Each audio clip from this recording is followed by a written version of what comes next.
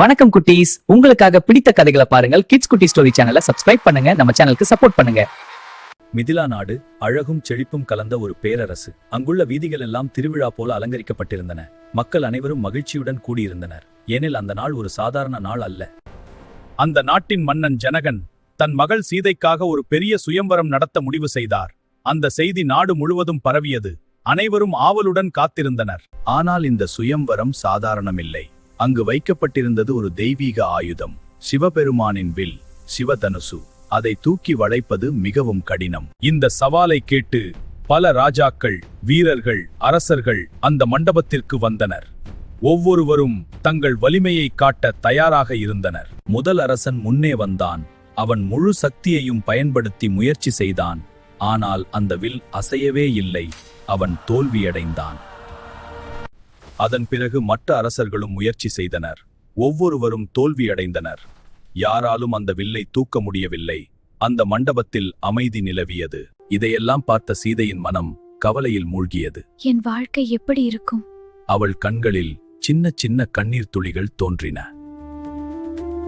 அந்த நேரத்தில் மகாமுனிவர் விஸ்வாமித்திரர் ராமரும் லட்சுமணனுமுடன் அந்த மண்டபத்திற்கு வந்தார். அவர்களின் வருகை அனைவரையும் ஆச்சரியப்படுத்தியது. ராமரை பார்த்தவுடன் அவரின் அமைதியான முகமும் தெய்வீக ஒளியும் அங்கு இருந்த அனைவரையும் ஈர்த்தது. அவர் சாதாரண மனிதர் அல்ல என்று தெரிந்தது. சீதா ராமரை பார்த்தவுடன் அவள் மனம் அவரை நோக்கி சென்றது.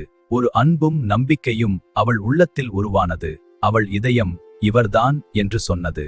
ராமர் தன் குருவான விஸ்வாமித்திரரிடம் மரியாதையுடன் அனுமதி கேட்டார்.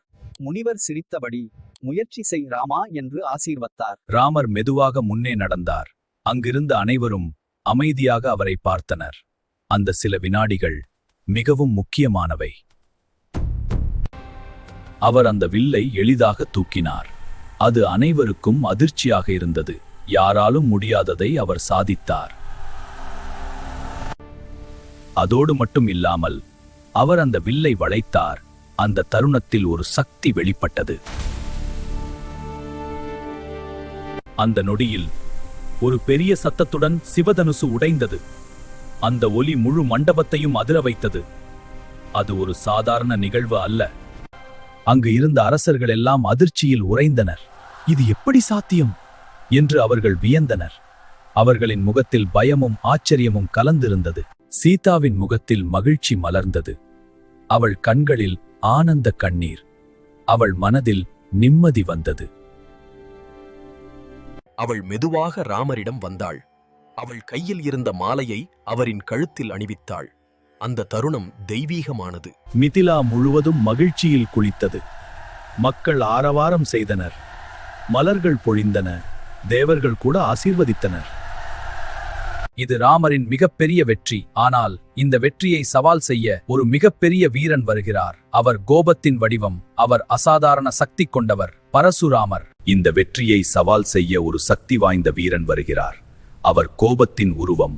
அவர் யாராலும் அடக்க முடியாதவர், பரசுராமர்.